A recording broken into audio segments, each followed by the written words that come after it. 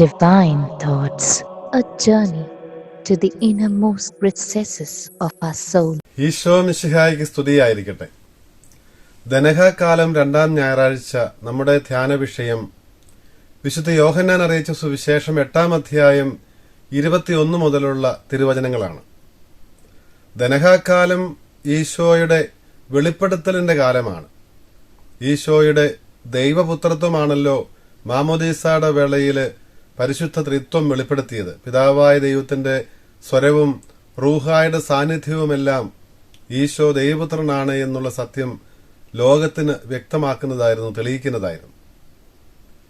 ഇന്നത്തെ സുവിശേഷത്തിലും ഈശോ സ്വയം താൻ എവിടെ നിന്ന് വരുന്നു, എവിടേക്ക് പോകുന്നു എന്നുള്ള ആ സത്യം, തന്റെ ആഗമന ഉദ്ദേശ്യം എന്താണ് എന്നുള്ള സത്യം യഹൂദരുമായുള്ള സംവാദത്തില്, വാഗ്വാദത്തില് വ്യക്തമാക്കുന്നതാണ് നമ്മൾ കാണുന്നത്.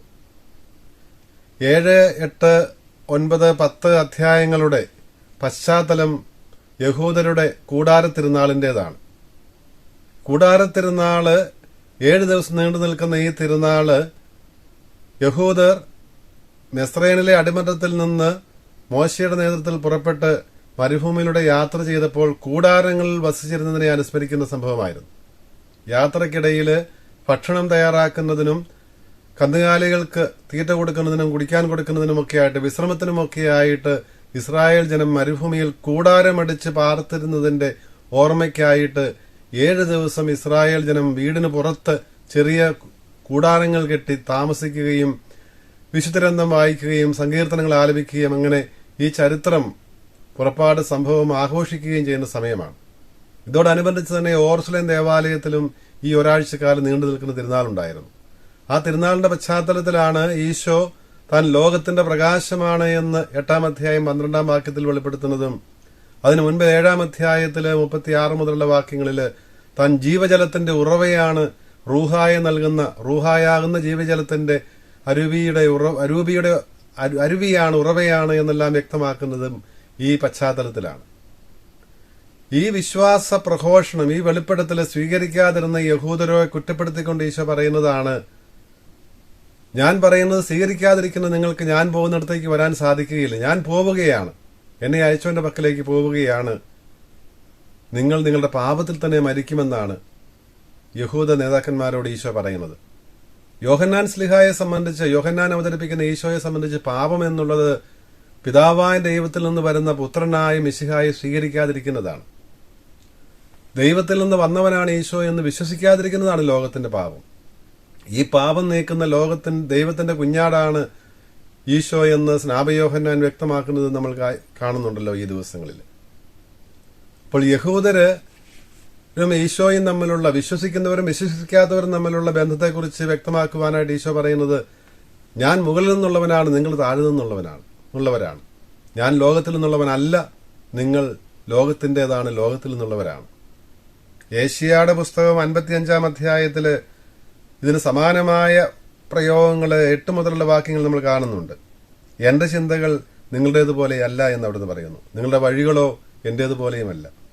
ആകാശം ഭൂമിയേക്കാൾ എപ്രകാരം ഉയർന്നു നിൽക്കുന്നുവോ അതുപോലെയാണ് എന്റെ വഴികൾ നിങ്ങളുടെ വഴികളുടെ നിന്ന്, എന്റെ ചിന്തകൾ നിങ്ങളുടെ ചിന്തകളുടെ നിന്ന് എന്ന ദൈവം ഏഷ്യാ നിവ്യായിലൂടെ പറയുന്നത് 55-ാം അധ്യായം 8, 9 വാക്യങ്ങൾ നമ്മൾ കാണുന്നുണ്ട്.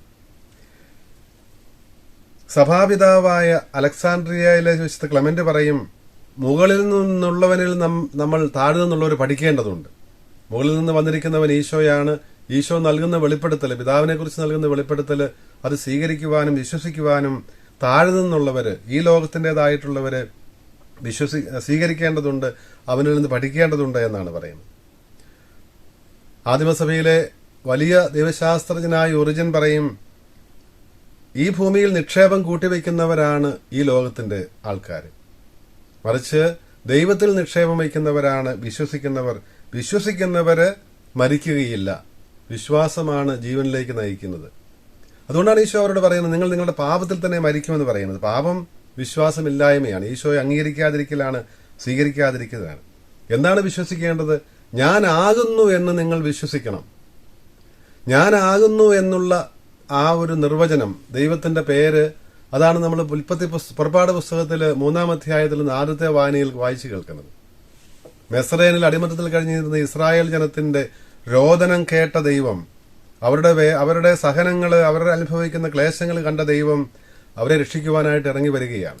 അതാണ് മോശയ്ക്കുണ്ടാകുന്ന ദർശനത്തിൽ.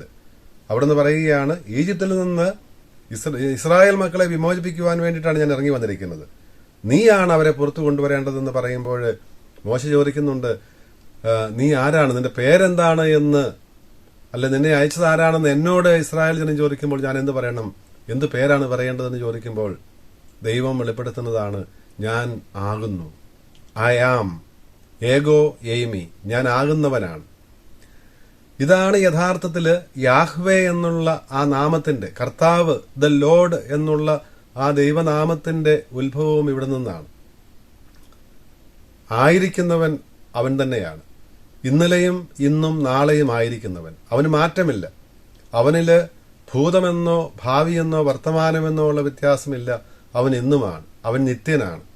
ഞാൻ ആകുന്നു എന്ന് എന്നും പറയുവാൻ സാധിക്കുന്നത് ദൈവത്തിന് മാത്രമാണ്. ഇന്നലെയും ദൈവത്തിന് പറയാൻ ഇന്നലെ ഞാൻ ആകുന്നു, ഇന്ന് ഞാൻ ആകുന്നു, നാളെ ആകുന്നു എന്ന് പറയാൻ സാധിക്കുന്നത് ദൈവത്തിന് മാത്രമാണ്. പരിമിതരായ നമ്മെ സംബന്ധിച്ച് നമ്മൾ ഇന്നലെ ആയിരുന്നു, ഇന്ന് ആകുന്നു, നാളത്തെ കാര്യം നമുക്കൊട്ട് നിശ്ചയവുമില്ല. അതാണ് ദൈവവും മനുഷ്യനും തമ്മിലുള്ള വ്യത്യാസവും. അപ്പോൾ ആ സത്യം, ആ ദൈവം തന്നെയാണ് അബ്രാഹത്തിന്റെയും ഇസ്ഹാക്കിന്റെയും യാക്കോബിന്റെയും ദൈവമാണ് താനെന്ന് വെളിപ്പെടുത്തിയ ആ ദൈവം തന്നെയാണ് ഈശോ എന്ന് വിശ്വസിക്കുന്നവർക്ക് മാത്രമേ ജീവനുള്ളൂ എന്നാണ് ഈശോ വ്യക്തമാക്കുന്നത്. എന്നെ അയച്ചവൻ സത്യവാനാണ്, അവനിൽ നിന്ന് കേട്ടതാണ് ഞാൻ പ്രഖ്യാപിക്കുന്നത് എന്നൊക്കെ പറയുന്നത് നമ്മൾ കാണുന്നുണ്ട്. എപ്പോഴാണ് വിശ്വസിക്കാനുള്ള മറ്റൊരു അവസാന സാധ്യതയായിട്ട് ഈശോ പറയുന്നത്? മനുഷ്യപുത്രൻ ഉയർത്തപ്പെട്ട് കഴിയുമ്പോൾ. ഈ വെളിപ്പെടുത്തലിന്റെ എല്ലാം ക്ലൈമാക്സ് എന്ന് പറയുന്നത് കുരിശിലാണ്. അവിടെ ഈശോ ഉയർത്തപ്പെട്ട് കഴിയുമ്പോൾ ഞാൻ ആകുന്നു എന്ന്, ഞാൻ ദൈവത്തിൽ നിന്ന് വന്നവനാണ്, പിതാവിൽ നിന്ന് വന്നവനാണ് എന്ന് സ്വമേധയാ ഞാനൊന്നും ചെയ്യുന്നില്ല എന്നുള്ളത് നിങ്ങൾക്ക് വ്യക്തമാകും. പിതാവ് പഠിപ്പിച്ച കാര്യങ്ങൾ മാത്രമേ നിങ്ങളെ പഠിപ്പിച്ചിട്ടുള്ളൂ, പറയുന്നുള്ളൂ എന്ന് നിങ്ങൾക്ക് വ്യക്തമാകും. അപ്പോൾ നിങ്ങൾ വിശ്വസിക്കുക. അതായത് ഈശോയുടെ സഹനമരണോത്ഥാനങ്ങളാണ് ഏറ്റവും വലിയ അടയാളമായിട്ടും ഏറ്റവും വലിയ വെളിപ്പെടുത്തലായിട്ടും മനസ്സിലാക്കാൻ പോകുന്നത്. അതായിരിക്കും നിങ്ങൾക്കുള്ള വിശ്വാസത്തിനുള്ള അവസാനത്തെ ചാൻസ് എന്ന് ഈശോ അവരോട് വ്യക്തമാക്കുകയാണ്. പുതിയ നിയമത്തിൽ നിന്നുള്ള ആദ്യത്തെ വായന വെളിപാട് പുസ്തകത്തിന്റെ ആദ്യ ഭാഗമാണ്. വെളിപാട് പുസ്തകത്തെക്കുറിച്ച് വളരെ മനോഹരമായ ഒരു കമന്ററി അമേരിക്കക്കാരനായ ഒരു കാത്തലിക് തിയോളജിയനായ സ്കോട്ട് ഹാൻ രചിച്ചിട്ടുണ്ട്. 1999 പ്രസിദ്ധീകരിച്ചതാണ് പുസ്തകം. ആ പുസ്തകത്തിന്റെ പേര് ദ ലാംസ് സപ്പർ, കുഞ്ഞാടിന്റെ അത്താഴം എന്നാണ്. The mass as heaven on earth എന്നാണ് അതിന്റെ സബ് ടൈറ്റിൽ. ഈ സ്കോട്ട് ഹാൻ മുൻപ് ഒരു പ്രൊട്ടസ്റ്റന്റ് പ്രസ്ബിറ്റേറിയൻ മിനിസ്റ്റർ ആയിരുന്നു.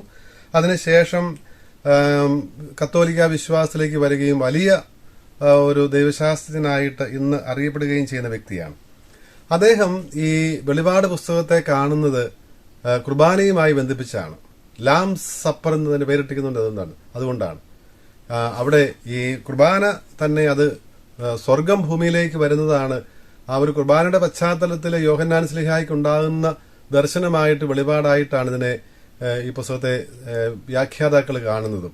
കർത്താവിന്റെ ദിനമാണ് ഇവിടെ പ്രധാനപ്പെട്ടത്. അവിടെ ഉണ്ടാകുന്ന ദർശനം അത് ദൈവാരാധന മധ്യേ ഉണ്ടാകുന്ന ദർശനമാണ്. ഈ വെളിപാട് പുസ്തകത്തിലെ ആദ്യ അധ്യായത്തിലെ ആദ്യ വാക്യങ്ങളാണ് ഇന്നത്തെ പുതിയ നിയമത്തിൽ നിന്നുള്ള ആദ്യത്തെ വായന. അവിടെ ആസന്നഭാവിയിൽ സംഭവിക്കാനിരിക്കുന്നവയെക്കുറിച്ച് മിശിഹ വെളിപ്പെടുത്തിയ കാര്യങ്ങൾ അത് യോഹന്നാന് ലഭിച്ചത് സാക്ഷ്യത്തിനായിട്ട് യോഹന്നാനെ ഏൽപ്പിച്ചിരിക്കുകയാണ്.